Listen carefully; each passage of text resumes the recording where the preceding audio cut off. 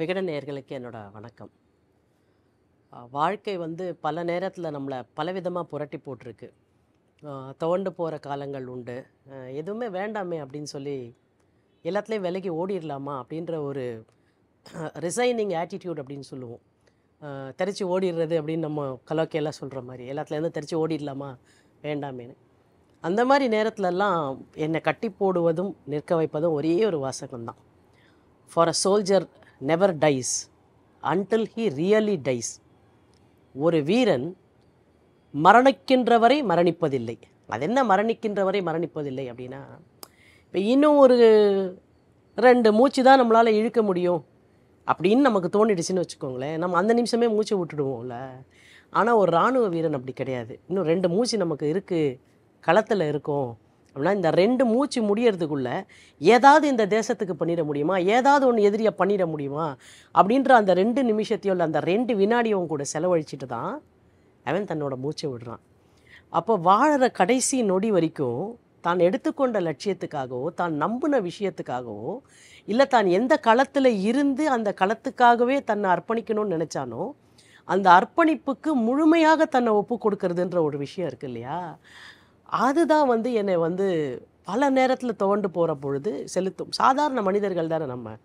பெரிய கற்பனைகள் வைத்திருக்கலாம், கனவுகள் இருக்கலாம், செயலூக்கம் உடையவர்களாக இருக்கலாம், வாசிப்பு வந்து விசாலமாக இருக்கலாம், நாம் பார்க்குற அருகாமையில் இருக்கக்கூடிய நமக்கு பக்கத்தில் இருந்து நம்மளை வந்து உற்சாகமூட்டக்கூடியவர்கள் இருக்கலாம். இவ்வளவு இருந்தும் கூட சில நேரம் நம்ம வாழ்க்கையில் நடக்கக்கூடிய நம் மனதுக்கு சங்கடமான சம்பவங்கள் வந்து எல்லா மனிதர்களுமே பார்க்கக்கூடியது தான்.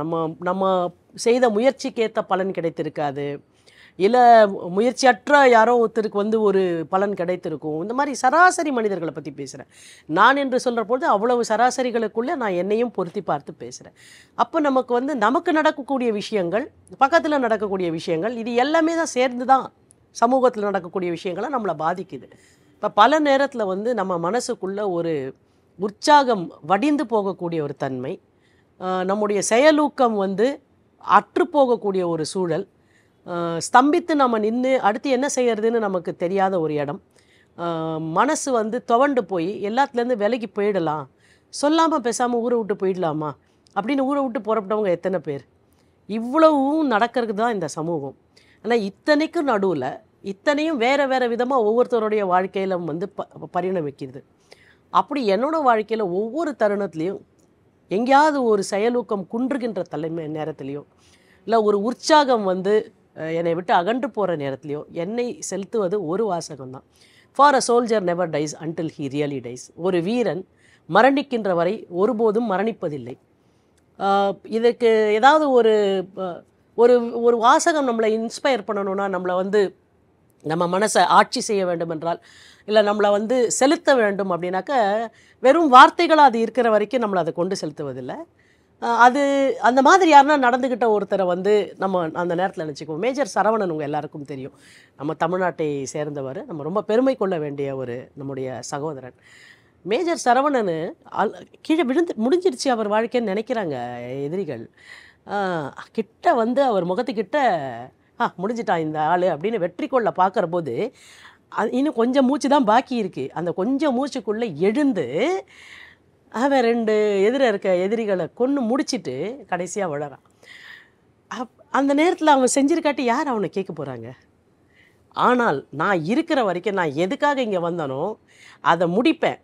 சில நேரத்தில் நம்ம எடுத்துக்கிட்ட ஒரு லட்சியத்தை முடிக்க முடியாமல் கூட போயிடலாம். அது பிரச்சனை இல்லை, வெற்றி தோல்வி இல்லை. இங்கே நான் கடைசி வரைக்கும் நான் நினச்சதுக்காக பயணித்தேன்னா அந்த பயணம் தான் முக்கியம். The travel is more important than the டெஸ்டினேஷன்னு சொல்லுவார்கள். நாம் எங்கே போய் முடியணும்னு நினைக்கிறோமோ அந்த முடிவை நாம் எட்டணுமோ இல்லையான்றது முக்கியம் இல்லை, அந்த பயணத்தை நாம் கடைசி வரைக்கும் தொடர்ந்தோமான் இல்லையான்றது தானே ரொம்ப முக்கியம். அந்த பயண தொடர்வுக்கு எது கிரியா ஊக்கியாக இருக்கிறது என்றால் நான் வாசித்த இந்த வாசகம் தான் sir. For a soldier never dies until he really dies. ஒரு போர் வீரன் அவன் இறுதி மூச்சு வரை, அவன் இறுதி மூச்சு நிறைவு பெறுகின்ற வரை அவன் வாழ்ந்து கொண்டே இருக்கிறான். அதுதான் என்னை எப்பவுமே கொண்டு செலுத்துகிறது.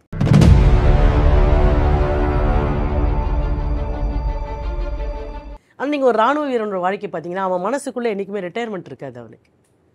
அவனுக்கு நீங்கள் ஒன்றும் இல்லை, 50 வயசில் போய் ஹவுஸ் த ஜோஷ்னு கேட்டாக்கா ஹை சார்ன்னு தான் அவன் உடனே சொல்லுவான். ஏன்னா ஹீஸ் மேட் லைக் தட். அவன் அப்படித்தான் ஆக்கப்பட்டிருக்கிறான், இல்லை தன்னை அவன் அப்படி தகவமைத்து கொண்டிருக்கிறான். மன ரீதியாகவும் உடல் ரீதியாகவும் அவன் தன்னை அப்படித்தான் தகவமைத்து கொண்டிருக்கிறான். நீங்கள் ஏனைய துறைகளில் பார்க்குற பொழுது இந்த துறையில் என்னுடைய பங்களிப்பு முடிந்து விட்டது அல்ல, என்னுடைய பீரியட் முடிஞ்சிருச்சு அப்படின்னு வந்துட்டாக்க, இப்போ ஃபிட்னஸ் ஆதாரமாக வைத்து ஒரு துறைன்னு வச்சுக்கோங்களேன், அவங்க அந்த ஃபிட்னஸை இழந்துருவாங்க. அதே பாடியை மெயின்டைன் பண்ணுறதில்ல பல பேர். சில பேர் இருக்கலாம் எக்ஸெப்ஷன்ஸ், பட் பலர் மெயின்டைன் பண்ணுறதில்ல. வேறு ஒரு துறையில் வந்து இப்போ வாசிப்பு அடிப்படையாக வைத்தோ இல்லை எழுத்து அடிப்படையாக வைத்தோ வேறு ஏதோ ஒரு செயல் கொண்டுச்சு, அவங்க அதை தொடர்ந்து செய்வதில்லை. ஏதோ ஒரு இடத்துல அதை நிறுத்திடுறாங்க, போன ஆன முட்டம் போதும்னு. ஆனால் நீங்கள் ஒரு ராணுவ வீரரை பார்த்தீங்கன்னா கடைசி வரைக்கும் அவனுடைய பயிற்சிகளை சரியாக வச்சுருப்பான், அவன் கடைசி நாள் வரைக்கும் அப்படி தான் வருவான். நான் ஒரு நபரை என் வாழ்க்கையில் சந்தித்தேன், என்னால் வந்து மறக்கவே முடியாத ஒரு நபர். நீங்கள் கேட்ட இந்த கேள்வி இளைஞர்கள் அப்படின்னு, இளைஞர்களில் கடைசி வரைக்கும் அவங்க எப்படி தான் இருக்காங்கன்றதுக்கு ஆன ஒரு நபர் மேஜர் ஜெனரல் அயன் கார்டோசோ. கோவாவை சார்ந்தவர், இந்திய இராணுவத்தில் சேர்றார். இந்தியா பாகிஸ்தான் பங்களாதேஷ் போரில் அவர் பங்கேற்றுக் கொள்கிறார். அப்போ அவருக்கு வயது ஒரு 27-28 வயது தான். திருமணம் ஆயிடுச்சு அவருக்கு. 27-28 வயது இளைஞர் ஒரு கன்னி வெடியில் கால் வச்சிடுறார். அவர் இருந்த ரெஜிமெண்ட் பேர் கோர்க்கா ரெஜிமெண்ட். கோர்க்கா ரெஜிமெண்ட்டை பற்றி பெருமையாக சொல்வதற்கு ஒரு வாசகம் உண்டு. ஒரு ஆங்கில அதிகாரி சொன்னாராம், ஒருத்தன் எனக்கு மரணத்தை பற்றி பயமே இல்லை அப்படின்னு சொன்னான்னா 2 காரணம் தான் இருக்க முடியும். ஒன்று, அவன் பொய் சொல்கிறான், இல்லைனா அவன் கோர்க்கா ரெஜிமெண்ட்டை சேர்ந்தவனாக இருக்கான். இதுதான், அவங்க மரணத்தை பற்றி பயமே கிடையாது. கோர்க்கா ரெஜிமெண்ட்டை சேர்ந்த இப்போ யூனிஃபார்ம்ஸில் பார்த்தீங்கன்னா ரெஜிமெண்ட்டுக்கு ரெஜிமெண்ட் யூனிஃபார்ம்ஸ் மாறும். கோர்க்கா ரெஜிமெண்ட்டில் இருக்கவங்களுக்கு குக்கரி அப்படின்னு சொல்லிட்டு நம்மளுடைய அருவாள் இருக்கு இல்லையா, அதோட சின்ன சைஸ் அருவாள் வந்து அவங்க இடுப்பில் வச்சுருப்பாங்க. ஸோ மேஜர் ஜெனரல் அயன் கார்டோசோ இந்த கோர்க்கா ரெஜிமெண்ட்டை சேர்ந்தவர். பங்களாதேஷ் வார் நடக்கிற போது அவர் ஒரு கன்னி வெடியில் கால் வச்சிடுறாரு. கால் வந்து முட்டிக்கு கீழே கூழாக போயிடுது. இப்போது கீழே இருக்கிற அவங்களுடைய பணியாட்கள் அந்த பெட்டாலியனில் இருக்கவங்க டாக்டர் ஹாஸ்பிட்டலுக்கு போகலாம் அப்படின்ன உடனே அவர் சொல்கிறாரு, நான் வரமாட்டேன் அப்படிங்கிறாரு. என்ன சார், ரத்தம் ஒழுகுது, ப்ரொஃப்யூஸ் ப்ளீடிங், எல்லையற்ற ரத்த போக்கு இருக்குது, நம்ம உடனடியாக போய் ஆகணும் போது பாகிஸ்தான் ஹாஸ்பிட்டலில், ஏன்னா அப்போ பங்களாதேஷ் பாகிஸ்தானுடைய ஆளுமைக்கு கீழே தான் இருக்குது, பாகிஸ்தான் ஹாஸ்பிட்டலுக்கு போய் நான் ட்ரீட்மெண்ட் எடுத்து பாகிஸ்தான் ரத்தத்தை ஏற்றிக்கிட்டு நான் உயிர் வாழறதுக்கு செத்துருவேன். நான் அந்த மாதிரி நான் போகவே மாட்டேன், என் காலை வெட்டிடுங்க, இங்கே வெட்டிட்டு என்னை இந்தியன் மிலிட்ரி ஹாஸ்பிட்டலுக்கு கூப்பிட்டு போங்க அப்படிங்கிறாரு. கீழே இருக்கவங்க சொல்கிறாங்க, சார் நீங்கள் எங்களுக்கு மேலே அதிகாரி, உங்கள் காலை வெட்டுறதுக்கெலாம் எங்களுக்கு அதிகாரம் இல்லை, இராணுவத்தில் எதுவுமே உங்களுக்கு அதிகாரமற்ற ஒன்றை நீங்கள் செய்ய முடியாது, நீங்கள் எவ்வளோ பெரிய அதிகாரியாக இருந்தாலும் உங்களோட இமீடியட் சுப்பீரியர் ஸ்டாப், அவ்வளோதான், அதுக்கு மேலே அது விவாதத்துக்கெல்லாம் அங்கே இடமே கிடையாது, இட்ஸ் இம்ப்ளிசிட் ஒபீடியன்ஸ், அவ்வளோதானே. எப்படி சார் நாங்கள் செய்ய முடியாதுன்னு உடனே என்ன செஞ்சுருப்பாருன்னு நினைக்கிறீங்க நீங்கள்? அவர் சரி அவ்வளோதானே, நீங்கள் ஒன்றும் செய்ய வேண்டான்னு சொல்லி அவர் இடுப்பில் இருந்த குக்கரியை எடுத்து தன் காலை தானே வெட்டிக்கிட்டு, தன் காலை தானே வெட்டுறதுன்னா அது என்ன ஒரு விஷயம்னு நீங்கள் யோசிச்சு பாருங்க. நமக்கெல்லாம் இது படத்தில் ஒரு காட்சியை நம்ம பார்த்துருப்போம், எங்கே மகாநதியில் ஒரு கையை வெட்டிட்டு கீழே விடுற ஒரு காட்சி பார்த்துருப்போம். தன் காலை தானே வெட்டிக்கிட்டு, ஆனால் இதுக்கெல்லாம் ஆதி ஒன்று இருக்குது சார், ஃபேக்ட், அது வரலாறு.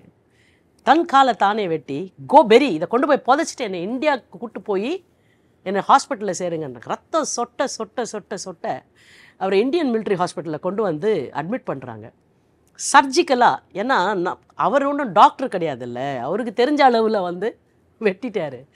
சர்ஜிக்கலாக அதை காலை ஆம்பியூட்டேட் பண்ணுறாங்க. சர்ஜிக்கலாக ஆம்பியூட் பண்ண உடனே 6 மாதம் அவர் மிலிட்ரி ஹாஸ்பிட்டலில் இருக்கார், ட்ரீட்மெண்ட் நடக்குது. இந்த கதை நான் சொல்லும்பொழுது, இந்த வரலாறை நான் சொல்லும்போது, இது நடக்கிற ஆண்டை நீங்கள் ரிலேட் பண்ணிக்கணும். நம்ம 2024 இல்லை, பங்களாதேஷ் வார் 71 இல்லையா, 71ல் ஆர்டிஃபிஷியல் லிம்புனுடைய தன்மை என்ன, ரொம்ப ப்ரிலிமினரியாக இருந்தது, இப்போ இருக்கிற மாதிரி சொஃபிஸ்டிகேட்டட்லாம் கிடையாது. அந்த ஆர்டிஃபிஷியல் லிம்பை பொருத்திக்கிட்டு மேஜர் ஜெனரல் என்ன செஞ்சிருப்பான்னு நினைக்கிறீங்க? 27, அவர் அப்போ மேஜர் ஜெனரல் கிடையாது, வாஸ் அன் ஆஃபீஸர், 27-28 வயசு, 1.5 கால் தான் இப்போது, மீதி 1/2 கால் வந்து ஆர்டிஃபிஷியல் லிம். இந்த மனிதன் அதுக்கப்புறம் என்ன செஞ்சுருப்பா sir? For a soldier never dies until he really dies.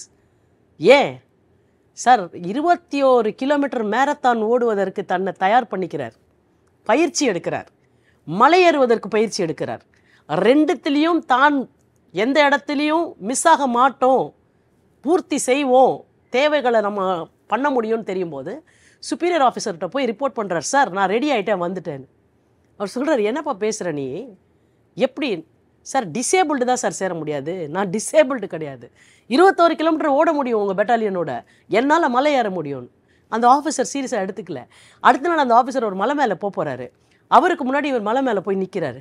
நீ எங்கே இங்கே வந்தேன்னார். உங்களுக்கு முன்னாடி நான் மலை ஏறி வந்துட்டேன் சார், என்னால் மலை ஏற முடியும் இந்த 1.5 காலோட. முறையாக எல்லாத்தையும் ஒரு ஓரமாக வச்சுட்டு அவரை மறுபடியும் ஆர்மியில் சேர்த்துக்கிறாங்க. சார் ஒரு ஃபுல் டேர்ம் சர்வ் பண்ணி மேஜர் ஜென்ரலாக அவர் ஆர்மியில் தன்னுடைய சர்வீஸ் காலத்தை பூர்த்தி செய்கிறார். சரி, சர்வீஸ் காலம் பூர்த்தி ஆகிடுச்சு இல்லையா, அதுக்கப்புறம் என்ன பண்ணாருன்றது தானே கேள்வி. Because for a soldier never dies until he really dies. Sir வந்ததுக்கப்புறம் இப்போ அவருக்கு வயது என்ன அப்படின்னு கேட்டிங்கன்னா 86 பூர்த்தியாக 87 கிட்ட வரப்போகிறாரு. இப்போ அவர் டெல்லியில் இருக்கார்.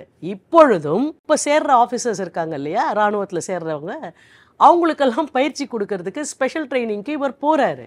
இவர் ஆள் பார்த்தீங்கன்னா சார் ஒரு பெரிய நம்ம பில்டப்பு பாடி அதெல்லாம் ஒன்றுமே கிடையாது. அவர் பற்றி இவர் என்ன சார் பூஞ்சியாக இருப்பார் பார்க்குறதுக்கு. ஒரு 5.5 5.25 அடி 5.25 அடிக்குள்ளே தான் இருப்பார். ஒல்லியான தேகம், ஒடிசலான தேகம். அவர் பார்த்தாலும் ஸ்ட்ரிக்ட் ஆஃபீஸர்லாம் நீங்கள் கெஸ் கூட பண்ண முடியாது. ஆனால் இப்போ ட்ரைனிங்க்கு போகிறவங்களும் நடுங்குவாங்க அவரை பார்த்தா. ஏன்னா அவ்வளோ ஸ்ட்ரிக்டான அவர் officer when it comes to training. 86 வயதாகிறது. சரி, இதெல்லாம் அதில் பண்ணார். வேறு என்ன பண்ணுவார் அவர் அப்படின்னா, பல புத்தகங்கள் எழுதியிருக்கார். ஐஎன்எஸ் குக்ரி என்று ஒரு புக்கு எழுதியிருக்காரு. 1965 பற்றி எழுதியிருக்காரு, வார் ஸ்டோரிஸு. 71 பற்றி எழுதியிருக்காரு. இது எல்லாத்தையும் தாண்டி ஓகே, ஒரு மனிதன் எப்போவுமே பெருசாக தான் நினச்சிருவோம், அப்படி கிடையாது.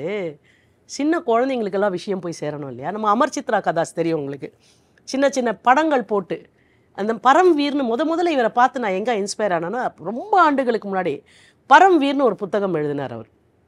இந்த பரம்வீர் எதை பற்றினா, இது வரைக்கும் இந்தியாவில் பரம்வீர்ன்ற அந்த அவார்டு வாங்கினவங்களை பற்றின ஒரு தொகுப்பு அது.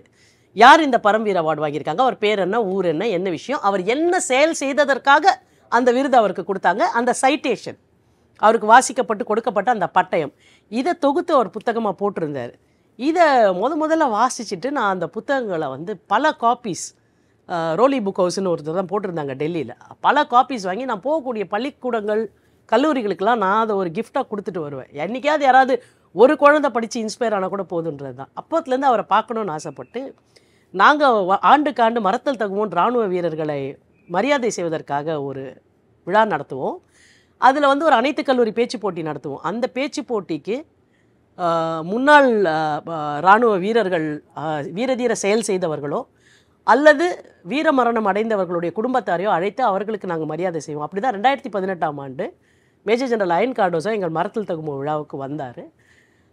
அங்கே அமர் சித்ரா கதா மாதிரி படங்கள் போட்டு இந்த பரம்வீர் அவார்டு வாங்கின 7 பேருடைய கதைகளை இப்போ புத்தகமாக கொண்டு வந்திருக்கார். அவருக்கு என்ன ஆசைனாக்க, 87 வயசு ஆகுது சார், இன்னும் அவருக்கு என்ன ஆசைன்னா, எப்படியாவது பரம்வீர் அவார்டு வாங்கின எல்லாரை பற்றியும் இந்த மாதிரி அமர் சித்ரா கதாஸ் மாதிரி குட்டி குட்டி புத்தகங்கள் கொண்டாடணும், குழந்தைங்க படிக்கணும் அந்த வயசுலேருந்துன்னு. இதை தான் நான் சொல்கிறேன், for a soldier never dies until he really dies. இன்றைக்கி நீங்கள் இப்போ கூப்பிட்டு Ian Cardozo, good morning sir, so what are you doing now sir அண்ணாக்க, I am writing a book on அப்படின்னு ஆரம்பிப்பார். ஒரு தொடர்ந்து எழுதி கொண்டு இருக்கிறார். அவருடைய வாழ்க்கை அனுபவங்களை, அவர் பார்த்தது, அவர் செய்தது, அவர் களத்தில் இருந்தது, மற்றவர் களத்தில் இருந்தது போல் நடந்தது, இது எல்லாத்தையும் எழுத்துப்பூர்வமாக அவர் பதிவு செய்துக்கிட்டே வருகிறார். தான் சம்மந்தப்பட்டதாக இருக்கணுன்றது மட்டும் இல்லை, தான் சம்மந்தமே இல்லாத நடந்த ஒரு செயலாக இருந்தால் கூட அவர் எழுதுகிறார். அப்போ செயல் ஊக்கம் அப்படின்றது ஒரு மனிதனோட வாழ்க்கையில் எப்படி இருந்திருக்குது. ஒரு 1.5 காலை வச்சுக்கிட்டு நான் திருப்பி இராணுவத்துக்கு வருவேன்னு சொல்லி 6 மாதம் பயிற்சி செய்து 21 கிலோமீட்டர் மேரத்தான் ஓடி மலையேற்றம் கற்றுக்கொண்டு 1.5 காலோட திரும்ப ஒரு இராணுவத்துக்கு போய் ஃபுல் டேர்ம் சர்வ் பண்ணி மேஜர் ஜென்ரலாக ரிட்டையர் ஆகி, ரிட்டையர் ஆனதுக்கப்புறமாவும் சர்வீஸில் இருக்கிற மாதிரியே எல்லாருக்கும் ஒரு பயிற்சி கொடுப்பதுலேருந்து, புத்தகம் எழுதுவதுலேருந்து, ஆவணப்படுத்துவதுலேருந்து 87 வயது வரைக்கும் ஒரு இராணுவ வீரனாக மட்டுமே வாழ்ந்து கொண்டு இருக்கிறார்னு சொன்னாக்க, இதை தான் சார் நான் சொல்கிறேன், for a soldier never dies until he really dies. இவர்கள் தான் சின்ன விஷயத்துக்கெல்லாம் நமக்கு ஒரு சுணக்கம் வர பொழுது என்னை செயல்படுத்தக்கூடியவர்கள் இந்த மாதிரி அதிகாரிகளாக தான் இருக்காங்க. இவர் எங்கள் விழாவுக்கு வந்தபோது ஃபைனலாக நடந்த ஒரு விஷயந்தான் சார், நான் என் வாழ்க்கையில் கிடைத்த உங்கள் வாழ்க்கையில் கிடைச்ச ஒரே ஒரு பரிசை பற்றி மட்டும்தான் நீங்கள் சொல்லணும் அப்படின்னா நான் சொல்ல போகிற பரிசு இதுதான். இந்த 2018ஆம் ஆண்டு எங்கள் விழாவுக்கு வந்துட்டு அவருக்கு நாங்கள் ஆனர்ஸ் எல்லாம் பண்ணி அவருக்கு ஒரு ஸ்வோர்ட் ஆஃப் ஆனர்லாம் கொடுத்து ஏர்போர்ட்டில் திருப்பி கூப்பிட்டு போய் அவரை ஃப்ளைட் ஏற்றுறதுக்காக போகிறோம். ஸோ ஃப்ளைட் ஏர்போர்ட் வாசலில் நிற்கிற ஒரு முழுக்க உணர்வு பூர்வமாயிட்டார். அதாவது இராணுவ வீரர்களுக்கு பொதுமக்கள் சிவிலியன்ஸ் வந்து ஒரு விழா நடத்துகிறாங்க. இது அவருக்கு முதல் ஆச்சரியம். அது தென்னிந்தியாவில் நடக்குது, ரொம்ப ஆச்சரியம். தமிழகத்தில் நடக்கிறது ரொம்ப ஆச்சரியம். சென்னையில் நடக்கிறது ஆகப்பெரிய ஆச்சரியம். 1500 மாணவர்கள் உணர்வுபூர்வமாக கூடுவார்கள். அவரால் வந்து அதை வந்து கையாளவே முடியலை. அவரால் அது அந்த மகிழ்ச்சியை வந்து அவரால் எடுத்துக்கவே முடியல. ஒரு இராணுவ வீரர்களை பற்றி இப்படிப்பட்ட ஒரு தெளிவு வந்து தென்னிந்தியாவில் இருக்கா, தமிழகத்தில் இருக்கா அப்படின்றதெல்லாம் அவருக்கு வந்து ஆகப்பெரிய உணர்ச்சி ஆகிடுச்சு. ஏர்போர்ட்டுக்குள்ளே அவர் போனோம். ஒரு நிமிஷம் நின்னார். அவருக்கு நடந்த அந்த 2 நாட்கள் நாங்கள் விழாவில் நடத்தலாம் அவர் மனசெல்லாம் விம்மிருச்சு. ஆனால் இராணுவ அதிகாரிகள் எதற்காகவும் உணர்ச்சி வசப்படுவதும் இல்லை, கலங்குவதும் இல்லை. ஒரு டீப் பிரெத் எடுத்தார் சார் அவர். அப்படின்னு ஒரு டீப் பிரெத் எடுத்துட்டு அப்படின்ட்டு நான் ஒரு பக்கம் நிற்கிறேன், என் மக ஒரு பக்கம் நிற்கிறா. இங்கே 2 பேரையும் அப்படியே டைட்டாக இப்படி அணைச்சிக்கிட்டு என்னோட கன்னத்தில் ஒரு முத்தம் கொடுத்தாரு, என் மகளோட கன்னத்தில் ஒரு முத்தம் கொடுத்தார் சார். சார் அந்த ஈரம் நான் சாக வரைக்கும் எனக்கு அந்த ஈரம் மறக்காது. என் வாழ்க்கையில் நான் ஆகச் சிறந்த ஒரு விருதாகவோ பரிசாகவோ என்றென்றைக்கும் நான் நினைவில் கொள்ள போடுது அந்த ஒரு ஈரத்தை தான்.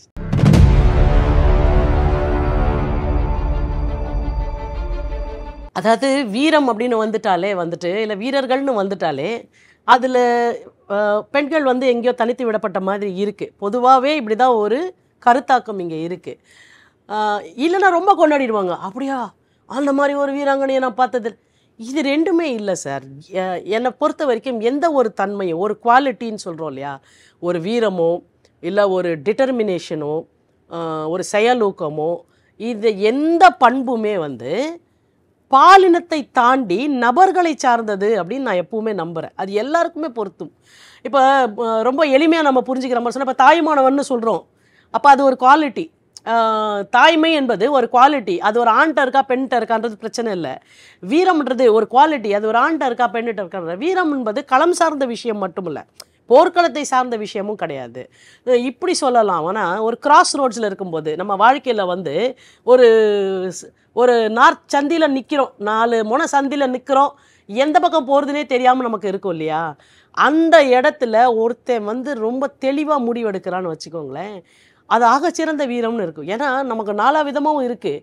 இதில் எது சரியானது, எது நம்மளால் செயல்படுத்த முடியுது, எது வந்து நல்லது எனக்கு, என்னை சார்ந்தவர்களுக்கு, சமூகத்துக்கு, இது எல்லாத்தையும் ஒரு ஸ்கேல்ஸ் வே பண்ணுறது இருக்கு இல்லையா. அதில் நம்ம ஒரு முடிவு எடுக்கணும். அங்கே என்ன ஆகிடும்னா, ஒன்று என்னை பற்றின ஒரு செல்ஃபிஷ்னஸ் வந்துடும் இல்லையா, ரொம்ப நான் தியாகியாக இருக்கேன் அப்படின்னு அது வந்துடும். ஒரு செக் அண்ட் பேலன்ஸ்னு ஒன்று இருக்குது இல்லையா, அது வர்றது ரொம்ப கஷ்டமான ஒரு விஷயம். அது வரும் என்றால் அது ஆகச்சிறந்த வீரம்னு நான் நினைப்பேன். இதை நிறைய பெண்கள் வாழ்க்கையில் நான் பார்த்தேன். குறிப்பாக சொல்லணுன்னாக்க இராணுவ வீரர்களை சார்ந்த அல்ல இராணுவத்தை சார்ந்த பெண்களினுடைய செயல்பாடுகளில் நான் பார்த்தேன். சிப்பாய் இளையராஜா அப்படின்னு நீங்கள் கேள்விப்பட்டிருப்பீங்க. நம்ம எல்லாருமே 2017 அந்த செய்தி வந்தபோது நாம் பார்த்தோம், நம்ம கண்ணீர் வடித்தோம், நம்ம கலங்கணும் எல்லாம். ஆனால் இப்போ வந்து நம்ம 2024 இருக்கோம். சிப்பாய் இளையராஜா யார் என்று கேட்டால் தமிழகத்தில் நீங்கள் ஒரு ரேண்டம் சாம்பிளில் போய் சிப்பாய் இளையராஜா ஞாபகம் இருக்கா, ஞாபகம் இல்லையே இந்த சினிமாவில் கேட்பாங்களே 7ஆம் அறிவில் போகர இவர் தெரியுமா அப்படின்னும் போது தெரியாது அப்படிம்பாங்க. அந்த மாதிரி சிப்பாய் இளையராஜானா தெரியாது. ஏன்னா நம்ம memories are so short sir. ஆனால் இதே 10 வருஷத்துக்கு முன்னாடி ஒரு படம் தெரியுமான்னு நம்ம சொல்கிறோம். இது வந்து உண்மையிலேயே நம்ம உள்முக பார்வையில் நம்ம செப்பனிட வேண்டிய மனிதர்கள், குறிப்பாக மக்கள், நம்ம நாட்டு மக்கள் வந்து நம்மை நாமே வந்து தகவமைத்து கொள்ள வேண்டிய இடம். மறக்கக்கூடாத நபர்களை நம்ம எக்காரணத்தை கொண்டு எந்த காலகட்டத்திலையும் மறக்கக்கூடாது. அவர்கள் நமக்காக ஒரு செயல் செய்திருந்தால், நமக்குன்னு போது அது பர்சனலைஸ்டாக இல்லாமல் தேசம் கருதி செஞ்சிருந்தா கூட நம்ம அவங்கள ஞாபகத்தில் வச்சுக்கணும். இப்போ சிப்பாய் இளையராஜா 2017 நமக்கு ஞாபகம் இருந்தது, இப்போ ஞாபகம் இல்லை. ஆனால் நான் இப்போ கவனப்படுத்துகிறேன். ஆகஸ்ட் 12, 2017 அன்றைக்கு சிப்பாய் இளையராஜா ஷோப்பியான் என்ற இடத்துல ஒரு அட்டாக்கில் தன்னுடைய இன்னுயிரை இந்த தேசத்துக்கு கொடுக்குறாரு. அவரோட சேர்ந்து மகாராஷ்டிராவிலேருந்து வந்த ஒரு சகோதரரும் அவருடைய இன்னுயிரை இந்த நாட்டுக்காக சர்வபரி தியாகம் செய்கிறார்கள். இப்போ சிப்பாய் இளையராஜாவுடைய உடல் வந்து அவருடைய ஊரான சிவகங்கை பக்கத்தில் இருக்கக்கூடிய இளையான்குடிக்கு எடுத்து வரப்படுகிறது. அவருக்கு திருமணமாகி 11 மாதங்கள் தான் ஆகுது. அவருடைய மனைவி செல்வி அவர்கள் அப்போ 3 மாதம் கர்ப்பிணியாக இருக்காங்க. இளையராஜா அவர்கள் ஊருக்கு வந்து ஊர்லேருந்து மறுபடியும் இராணுவத்துக்கு போய் 20 நாள் கூட ஆகலை.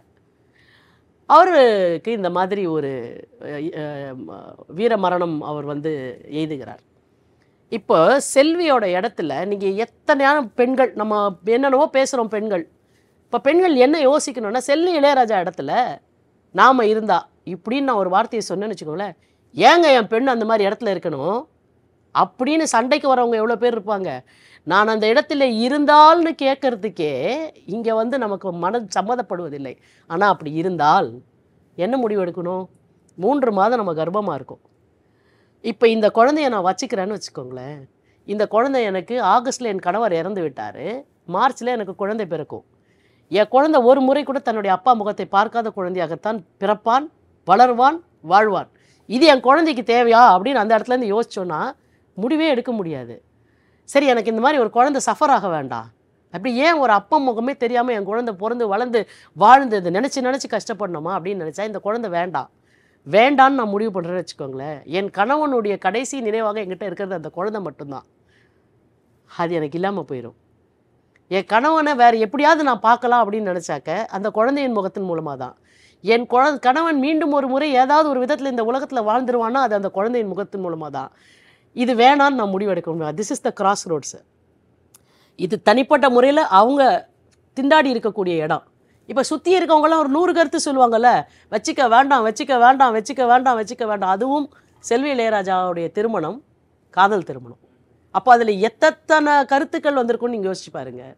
இவ்வளோ பற்றியும் தாண்டி செல்வி அவர்கள் இந்த குழந்தைய நான் வச்சுக்குவேன்னு முடிவு செய்கிறாங்க. 1ஆம் தேதி மார்ச் 2018 அன்றைக்கு ஒரு குழந்தை பிறக்குது. சார் இது வரைக்கும் கூட அவங்க வெறும் செல்வி இளையராஜா தான் சார். அவன் எங்கள் மனசில் அப்படியே ஒரு சிம்மாசனம் போட்டு உட்காடுறாங்கன்னா, நமக்கு ஒரு குழந்தை பிறந்தா என்ன சார் 100 பேர் வச்சுருக்கோம் நம்ம. அப்புறம் குடும்பத்தில் ஆளுக்கு ஒரு பேர் வச்சுருப்பாங்க. எங்கள் வீட்டில் குழந்தை பிறந்தா இப்படி தான் வைக்கணுன்ட்டு. செல்வி இளையராஜா ஒரு பேர் வைக்கிறாங்க அந்த பிள்ளைக்கு. என்னன்னா, இளையராஜா வந்து இராணுவத்தில் இருந்தபோது அவருக்கு ஒரு நெருங்கிய நண்பர் இருந்தார். அந்த நண்பர் பேர் குணால் சிங். என் கணவருக்கு குணால் சிங்கை ரொம்ப பிடிக்கும். ஸோ இப்போ அவர் இல்லை, ஆனால் வந்து அவர் ரொம்ப நேசித்த ஒரு நபராவது இந்த குடும்பத்தில் இருக்கணும்னு தன் மகனுக்கு குணால் சிங் ராஜான்னு பேர் வைக்கிறாங்க. இளையராஜாவில் ராஜான்றதை கட் பண்ணி அவர் நேசித்த குணால் சிங்கோட பேரை பாதியாகவும் ராஜாவை வந்து சஃபிக்ஸாகவும் வச்சு குணால் சிங் ராஜான்னு பேர் வைக்கிறாங்க. நம்ம யாருக்காவது நம்ம கணவருடைய நண்பருடைய பேர், கணவன் ரொம்ப ஃப்ரெண்டு வந்தாலே போதும் உன் ஃப்ரெண்டுன்னு சொல்கிறவங்க தான். அது 2 பாலுக்குமே உண்டு. அதில் பெண் பாலுக்கு வந்து ஃப்ரெண்ட்ஸு கூட இருக்கிறதுனால ரொம்ப பாதிப்பு இருக்குது. அதனால அவங்க அதை பெருசாக விரும்புறதில்லை. ஆனால் இந்த அம்மா குழந்தைய வச்சுக்கணும்னு முடிவு பண்ணுறாங்க. அந்த குழந்தை பிறந்த உடனே தன்னுடைய கணவர் ரொம்ப நேசித்த ஒருத்தருடைய பேரை வைக்கணும்னு நினைக்கிறாங்க. இப்போ வரைக்கும் அந்த குழந்தைய அழகாக வளர்த்துக்கிட்டு இருக்காங்க. 2018 மார்ச் 1ஆம் தேதி அந்த பிள்ளை பிறந்தது. செப்டம்பர் 15 அந்த ஆண்டு வந்து நாங்கள் எங்களுடைய மரத்தல் தகுமோ நிகழ்ச்சி நடத்தணும். அந்த விழாவுக்கு அவங்கள கூப்பிட்டோம். ஐயோ நான் குழந்தையெல்லாம் தூக்கிட்டு வரணுமே. நான் சொன்னேன், நீங்கள் எப்படி வேணால் வாங்க, உங்கள் குடும்பத்தோடு ஒரு வாகனம் எடுத்துகிட்டு வந்தால் கூட நாங்கள் வந்து ஃபெசிலிட்டேட் பண்ணுறோம். ஆனால் நீங்கள் வரணும். இங்கே வீர மங்கையர்களோ இல்லை மீனிங்ஃபுல், நான் வீரம்னு கூட சொல்லுங்க, அர்த்தமுடைய பொருள் பொதிந்த வாழ்க்கை வாழறாங்க இல்லையா, அந்த மாதிரி பொருள் பொதிந்த வாழ்க்கை வாழ்பவர்களை நம்ம பொதுமக்கள்கிட்ட கொண்டு போய் காட்டுவதற்கு தவறிக்கொண்டு இருக்கிறோம் ஒரு சமூகம். அதனால் பொருளற்றவர்களை எல்லாம் வந்து நாம் வந்து பெரும் பிம்பங்களாக நாம் நினைத்து கொண்டு இருக்கிறோம்.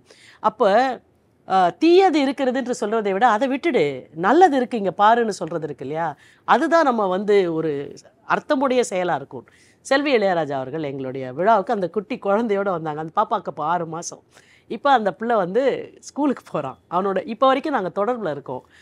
செல்வி இளையராஜா என் மனசில் ஏற்படுத்தின ஒரு பிம்பம் அல்லது ஆகப்பெரிய ஒரு தாக்கம் என்ன அல்லது ஆக்கம் என்னன்னா, நீங்கள் பல நேரத்தில் முடிவெடுக்க முடியாத ஒரு சூழலில் பல விஷயங்கள் உங்களை ஆக்கிரமிக்கிற போது நிதானமாக, உணர்ச்சி வசப்படாமல், உணர்வு பூர்வமாக நீங்கள் எடுக்கிற முடிவுன்றது இருக்குல்ல, அதுதான் நீங்கள் யாருன்னு உங்களை அடையாளப்படுத்தும். இதை ஒரு இராணுவ வீரனுடைய மனைவியிடமிருந்து நான் தெரிந்து கொண்டேன். 2வது, தீக்ஷா திவிவேதின்னு ஒரு பெண். அவங்களுடைய அப்பா வந்து மேஜர் திவிவேதி.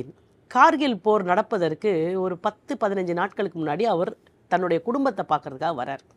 குடும்பமாக அவங்க எல்லாரும் டூரெல்லாம் போயிட்டு முடிச்சுட்டு வீட்டுக்கு வந்த உடனே கார்கில் போர் நடக்க போகுதுன்றதுனால இராணுவத்திற்கு மீண்டும் அழைக்கப்படுகிறார்கள். அதனால் அவர் லீவை இது பண்ணிவிட்டு போயிடுறார். கார்கில் போருக்கு போய் போராடின நிறைய இராணுவ வீரர்களுக்கு தெரியும் சார், அவர்களுடைய சர்வைவல் 50-50 தான். ஏன்னா அது மிகப்பெரிய வார். அது அந்த போருக்கு போகிறதுக்கு முன்னாடி அவர் பேஸ் கேம்ப்லேருந்து ஒரு கடிதம் அவங்க ஃபேமிலிக்கு எழுதுறாரு, குறிப்பாக குழந்தைகளுக்கு எழுதுறாரு, இந்த தீக்ஷாக்கு எழுதுறாரு. இந்த மாதிரி வந்து நான் போகிறேன், நீ வந்து அம்மா சொல்கிறத கேட்டுக்கிட்டு நல்லா படிக்கணும், அக்கா சொல்கிற மாதிரி இருக்கணும், நல்லா படிக்கணும், நல்ல பிள்ளையாக இருக்கணும். சாதாரண ஒரு தந்தை பாசத்தோடு எழுதுகிற ஒரு கடிதம் தான். இப்போ போன மேஜர் திவேதி வீரமரணம் எய்துகிறார். இப்போ இந்த குழந்தை 8 வயசு குழந்தை, அவளுக்கு ஒரே ஒரு அக்கா, 9-10 வயசோ அந்த பெண்ணுக்கு. தன் அப்பாவை எப்போல்லாம் நினச்சிக்கிறாங்களோ அப்போல்லாம் இந்த கடிதத்தை எடுத்து படிப்பாங்க. அப்போ நீங்கள் பாருங்கள், நம்ம சினிமாவில் தான் முன்னாடிலாம் ஒரு கடிதம் இல்லை ஒரு முகம் வரும்ல, அது நிஜமாமே ஒருத்தர் வாழ்க்கையில் நடக்குது. கடிதத்தையே தந்தையாக நினைத்து வாழ்கிறாள் ஒரு பெண். 8 வயசுலேருந்து 24 வயசு வரைக்கும் 16 ஆண்டுகள் அந்த பெண்ணு அந்த கடிதத்தை வாசித்து வாசித்து வாசித்து வாசித்து எப்பெல்லாம் சோறு உருகிறாளோ அப்பா சொன்ன அந்த கடிதத்தை எடுத்து படித்த உடனே அவன் மறுபடியும் உற்சாகமாகி நல்லா படித்து பெரியாள் ஆறான். இப்போ அவளுக்கு 24 வயசில் தோணுது, எங்கள் அப்பா எழுதின மாதிரி தானே கடிதங்கள் மற்றவர்களும் அவங்க வீட்டுக்கு எழுதியிருப்பாங்க, எங்கள் அப்பாவோட ஃப்ரெண்ட்ஸ் வீட்டுக்கெல்லாம் தொடர்பு கொள்ளுவோன்னு சொல்லி அவங்க வீட்டுக்கு தொடர்பு கொண்டு, உங்கள் அப்பா உங்ககிட்ட எழுதின கடைசி கடிதம் இருக்கா, உங்கள் அப்பா உங்களுக்கு எழுதின கடைசி கடிதம் இருக்கா அப்படின்னு ஒவ்வொருத்தர்கிட்டையா கேட்டு சார், நாம் என்னெல்லாம் கேட்டிருக்கோம் ஒவ்வொருத்தர்கிட்டையும், அவங்க என்னெல்லாம் கேட்குறாங்க பாருங்கள். அந்த கடிதத்தெல்லாம் வாங்கி கடிதங்களை தொகுத்து லெட்டர்ஸ் ஃப்ரம் கார்கில்னு அந்த பெண் ஒரு புத்தகம் போட்டிருக்காங்க. நீங்கள் யோசிச்சு பாருங்கள், நம்ம இப்படி ஒரு புத்தகத்தை பற்றி கேள்விப்பட்டிருக்கோமா? நம்ம புத்தக அறை இப்போல எவ்வளோ புக்ஸை பற்றி நம்ம பேசுகிறோம். ஆனால் லெட்டர்ஸ் ஃப்ரம் கார்கில்னு சொல்லி கார்கில் போரில் தங்களுடைய இன்னுயிரை இந்த தேசத்திற்காக சர்வ பரித்தியாகம் செய்த அந்த இராணுவ வீரர்களுடைய கடைசி கடிதத்தை அவரவர்கள் குடும்பத்திலிருந்து பெற்று தொகுத்து கார்கில் கடிதங்கள், லெட்டர்ஸ் ஃப்ரம் கார்கில் அப்படின்னு ஒரு புத்தகத்தை வெளியிட்டிருக்கிறார்கள்ன்றது நம்மள எவ்வளோ பேருக்கு தெரியும். அந்த பெண் அப்படி பண்ணாங்க. நான் எங்களுடைய விழாவுக்கு கூட்டிகிட்டு வந்தேன், மரத்தல் தகுமோ விழாவுக்கு. எதுக்காகனா 24 வயதில் ஒரு கடிதத்தை மட்டுமே தந்தையாக பாவித்து அந்த தந்தைக்கு மரியாதை செய்வதோடு அல்லாமல் அவர் தந்தை மாதிரி இருந்த நிறைய பேர் அவருடைய கடிதங்கள் எல்லாம் தொகுத்து எழுதக்கூடிய அளவிற்கு ஒரு பெண் வாழறாங்க. ஆனால் அதே 24 வயதிலோ இல்லது 19லேருந்து 24 வயது வரைக்குமோ கல்லூரியில் படிக்கக்கூடிய நம்ம அப்பா அம்மா கிட்ட எப்படி நடந்துக்கிறோம்? அவங்கக்கிட்ட நமக்கான எதிர்பார்ப்பு என்ன? நாம் எதிர்பார்க்குற ஒரு செல்ஃபோனோ ஒரு பொருளோ ஒரு பிராண்டட் ஷர்ட்டோ ஷூவோ வாங்கி தராத போது அவங்கள நம்ம எவ்வளோ கண்டம் பண்ணுறோம்? அப்படி இல்லை. சில பேருக்கு கடிதங்களே தந்தைகளாக இருக்கிறது, ஆனால் நம்ம தந்தைகளை கடிதங்களில் கூட நினைத்து கொள்வதில்லை. இந்த செய்தியை வந்து எப்படி நம்ம எடுத்துகிட்டு போய் மக்கள்கிட்ட சொல்கிறது? அப்போது தீக்ஷா திவிவேதி ஒரு 24 வயது பெண். நாம் எனக்கு மட்டும் இது இருந்ததுன்னு வச்சுக்கோங்களேன், நான் அதுவாயிருவேன்னு சொல்கிறோம். நான் ஏன் தெரியுமா இதாகலை, இது இல்லாததுனாலன்னு சொல்கிறோம். ஆங்கிலத்தில் சொல்வதென்றால் because of that I am not or in spite of this I am, இல்லையா? ஏனென்றால் நான் இப்படி ஆகவில்லை, ஏனென்றால் என்று சொல்வதை விட்டுவிட்டு என்ற போதும் நான் இவ்வாறு ஆனேன் என்று சொல்வதற்கான களம் எது அப்படின்னு பார்த்தா தீக்ஷா திவேதியோடைய வாழ்க்கையை வந்து நான் ஒரு இராணுவ அதிகாரியினுடைய மகள். சரி, இது 2 பேருக்கும் ஒரு இராணுவ பின்னணி இருக்குது. இந்த 2 பின்னணியும் இல்லாமல் சராசரியான ஒரு பெண்ணை வந்து இராணுவம் என்ன செய்யும் அப்படின்றதுக்கு நான் ரொம்ப ஆச்சரியப்பட்ட ஒரு விஷயம் சார். நீங்கள் யூடியூப்பில் கூட போய் எடுத்துகிட்டு போய் கரிமா யாதவ்னு ஒரு பேர் போட்டு பாருங்கள். தேவதை மாதிரி ஒரு பெண். தேவதைன்னா அழகு. இந்த அழகை வந்து இவ்வளோ ஸ்லாகிச்சு சொல்வது கூட பிழையோன்றது ஒரு குற்ற உணர்வோடு தான் நான் சொல்கிறேன். ஆனால் புரிதலுக்காக இதை சொல்ல வேண்டியிருக்கு, மற்றவர்களுக்கு புரிய வைக்குவதற்காக இதை சொல்ல வேண்டியிருக்கு. ஏன்னா நம்ம தோற்றப்பொழிவை பற்றி எவ்வளவு கவலைப்படுகிறோம். 7 நாட்களுக்குள்ளே நம்ம வெள்ளையாயிடுவோம்னு யாருன்னா ஒருத்தர் சொன்னால் நம்ம அதை நம்புகிறோம். அதெல்லாம் விஷயமே இல்லைன்றதை அப்படி தூக்கி ஓரமாக வச்ச ஒரு பெண் சார். 19 வயது இருக்கிற பொழுது இந்த கரிமா யாதவ் ஒரு அழகி போட்டிக்கு போகிறாங்க. ஆல் இண்டியா லெவலில் பெஸ்ட்டு ஸ்கின் டோன் அப்படின்ற பரிசு அவங்களுக்கு முதல் பரிசு கிடைக்கிது. ரேம்ப் வாக்கர்னு வச்சுக்கோங்களேன். இப்போ அடுத்தது அவங்க உலக அழகி போட்டிக்கு போகணும். ஒருத்தர் உலக அழகி போட்டி அளவுக்கு தேர்வாகிவிட்டார்கள் என்றால் இங்கே என்னென்னலாம் அவங்கள சுற்றி நடக்கும்ன்றது நான் சொல்லி நீங்கள் தெரிஞ்சுக்கணுன்றது இல்லை. ஒன்று, எல்லா ப்ராடக்ட்ஸும் பிராண்ட் அம்பாசிடராக அவங்கள கூப்பிடும். அதன் மூலம் ஒன்று புகழ், வெளிச்சம், பணம், அந்தஸ்து எல்லாமே ஓவர் நைட் கிடைக்கும். ரெண்டாவது, இதனோட அடுத்த கட்டமாக இந்தியாவில் இருக்கக்கூடிய அத்தனை மொழிகள்லையும் அவங்கள திரைப்படத்துக்கு நடிக்க கூப்பிடுவாங்க. உலக அழகியாக இருந்தவங்க எப்படி நடிக்க வந்தாங்கன்றது நமக்கு தெரியும். இப்போ 19 வயசு தான் சார் கரிமா யாதவுக்கு. நான் சொன்ன தீக்ஷா திவேதிக்கு கூட 24 வயசு. இப்போ 19 வயசு கரிமா யாதவுக்கு. அவங்க யோசிக்கிறாங்க, உலக அழகிக்கு போட்டியா, பிராண்ட் அம்பாசிடரா, எது எனக்கு வாழ்க்கையில் திருப்தி தரும். இப்போ நாம் வந்து எது எனக்கு நிறைவை தரும், எது எனக்கு மகிழ்ச்சியை தரும்னு நினைக்கிறது இல்லை. எது மற்றவர்கள் என்னை மரியாதை செய்வார்கள், அந்த இடத்துலேருந்து தான் நம்ம ஒரு விஷயத்தை பார்க்குறோம். நான் என்ன செஞ்சால் என்னை எல்லாரும் கவனிப்பாங்க, நான் என்ன செய்தால் மற்றவர்களுடைய கவனத்தை ஈர்ப்பேன், நான் என்ன செய்தால் மற்றவர்களோட மனசை இம்ப்ரெஸ் பண்ணலாம். என்னை எக்ஸ்ப்ரெஸ் பண்ணுறதை விட மற்றவங்களை இம்ப்ரெஸ் பண்ணுறதுக்காகத்தான் என்னுடைய செயல் ஒன்று இருக்குல்ல. ஆனால் கரிமா யாதவ் அப்படி இல்லை. அவங்க என்ன பண்ணாங்க, இந்த வேர்ல்டு பியூட்டி கான்டெஸ்ட்டுக்கு போகிறதுலேருந்து விலகினாங்க. எந்த காரணமும் கிடையாது, எந்த அரசியலும் பின்னாடி கிடையாது.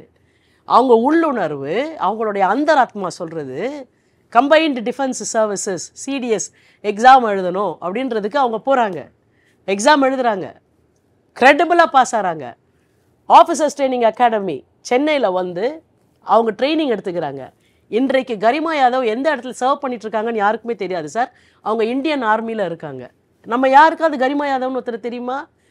நம்ம யாருக்குமே கடைசி வரைக்கும் கரிமா யாதவை பற்றி தெரியாதுன்றதை கூட அதை பற்றி கூட அவங்க கவலைப்படல. எல்லோருக்கும் தெரியும் என்ற இடத்துல நம்ம இருக்கலாமா, யாருக்குமே தெரியாத இடத்துல நம்ம இருந்தால் கூட பரவாயில்ல, நம்ம மனசுக்கு பிடிச்ச ஒரு விஷயத்தை பண்ணலாமான்னும் போது என் உள்ளுணர்வும் என் மனசும் என் அக அழகும் என் புற அழகை வைத்து நான் வெற்றி பெறுவதை விட என் அகத்துக்குள்ளே என்னை ஒன்று செலுத்துகிறது இல்லை, அந்த அகம் சொல்லும் வழியில் நான் போகிறேன்னு சொல்லி அந்த கரிமா யாதவ் இன்னைக்கு இந்தியன் ஆர்ம்ட் ஃபோர்ஸஸில் சர்வ் பண்ணுறாங்கன்னா சார், ஐ சல்யூட் ஹர் சார். அந்த வீரம்தான், அந்த தெளிவு. இராணுவம் என்ன செய்யும்னா வீரத்தை மட்டும் கொடுக்காது, இராணுவம் ஆகச்சிறந்த தெளிவை ஒவ்வொருத்தருக்கும் கொடுக்கும். இராணுவம் என்பது ஒரு வேலை அல்ல, இராணுவம் இஸ் நாட் அ கெரியர், இராணுவம் இஸ் அ லைஃப். ஆர்மியில் சர்வ் பண்ணுறது ஒரு லைஃப். இதை நான் பார்க்குற போது நான் தொடக்கத்தில் சொன்னேன், என்னை செலுத்தும் ஒரு வாசகம், for a soldier never dies until he really dies. அதுக்கு நாம் பார்த்த முதல் உதாரணம் மேஜர் சரவணன். அதுக்கு நாம் பார்த்த ரெண்டாவது வாழும் வரலாறு 87 வயசில் இன்றைக்கி டெல்லியில் உட்காந்துட்டு இருக்கக்கூடிய மேஜர் ஜெனரல் அயன் காடோசா. அவர் ஒரு குறியீடு தான். அது மாதிரி லட்சக்கணக்கான அதிகாரிகளை எனக்கு தெரியும். லெஃப்டினன்ட் ஜெனரல் அருண் 5 குண்டுகளை தன்னுடைய உடலில் சுமந்து கொண்டு இன்றைக்கு ஜெனரல் ஆஃபீஸர் கமாண்டிங் சவுத்தாக இருந்தார். கடைசியாக ஜெய்ப்பூரில் ஜூன் 30 அன்றைக்கு ரிட்டையர் ஆகிட்டு இப்போ சென்னைக்கு வந்திருக்கிறார். லெஃப்டினன்ட் ஜெனரல் அருண் நாம் எல்லோரும் தெரிந்து கொள்ள வேண்டிய, நாம் எல்லோரும் சந்திக்க வேண்டிய, நாம் எல்லோரும் கொண்டாட வேண்டிய திண்டுக்கலை சேர்ந்தவர் சார். அவர் நம்ம ஊர்லேருந்து இப்படி ஒரு அதிகாரி போய் ஜெனரல் ஆஃபீஸர் கமாண்டிங் சவுத்தாக இருந்து ஜெய்ப்பூரில் கடைசியாக சர்வ் பண்ணி ஜூன் 30 வரைக்கும் அங்கே இருந்துட்டு சென்னைக்கு வந்திருக்கிறார். நமக்கு எத்தனை பேருக்கு அது செலிப்ரேட் பண்ணியிருக்கோம், எவ்வளோ பேருக்கு தெரியும் அந்த மாதிரி ஒரு ஆஃபீஸரை? இந்த மாதிரி லட்சோபல் பரமேஸ்வரன் சார், அவருக்காக ஒரு தெருவுக்கு கூட நம்ம இங்கே பேர் வைக்கல சார். யாருக்கோ பேர் வச்சுருக்கிறோம். அந்த ஆஃபீஸருக்கு நம்ம பரமேஸ்வரன் சாருக்கு நம்ம ஒரு பேர் வைக்கலன்னாக்கா ஒரு தெருவுக்கு, அதை விட தமிழ்நாட்டில் என்ன சார் வேறு தவறு இருந்துட முடியும்? இதெல்லாம் நம்ம நினச்சி பார்க்க வேண்டிய விஷயங்கள். என்ன இவங்க ஏன் இன்ஸ்பயர் பண்ணுறாங்கன்னா, என்றைக்குமே செல்ஃப்லெஸ்ஸாக இருக்காங்க. என்றைக்குமே நான் என்பதை கடைசியாக இராணுவத்தில் சொல்கிறதே அதுதான். நீ உன்னை கடைசியாக வைத்துக்கொண்டு மற்ற எல்லாத்தையும், தேசத்தை முதலாகவும் உன் பக்கத்தில் இருக்கக்கூடிய உன்னுடைய பட்டாலியனில் இருக்கவன அடுத்தவனாகவும், அவனுடைய தேசத்தினோட சேஃப்டி 1, உன் பக்கத்தில் இருக்கவனுடைய சேஃப்டி 2, உன்னோடைய சேஃப்டி கடைசின்றாங்கல்ல. இது வெறும் இராணுவத்தில் இருக்கும்போது ஃபீல்டில் மட்டும் அவங்க ஃபாலோ பண்ணுறதில்ல, வாழ்க்கையிலையும் ஃபாலோ பண்ணுறாங்க. அண்ட் அவங்க ஃபாலோ பண்ணுறதுனால அவங்க குடும்பத்தில் இருக்கவங்களுடைய மனசுக்குள்ளேயுமே கொஞ்சம் கொஞ்சமாக இது அவர்கள் கூட விதைப்பதில்லை, அவர்கள் வாழும் வாழ்க்கை மற்றவர்களை அப்படி மாற்றி அமைத்து விடுகிறது. ஸோ இதெல்லாம் தான் என்னை இன்ஸ்பயர் பண்ணுற விஷயங்களா வாழ்க்கையில் இருக்குது சார்.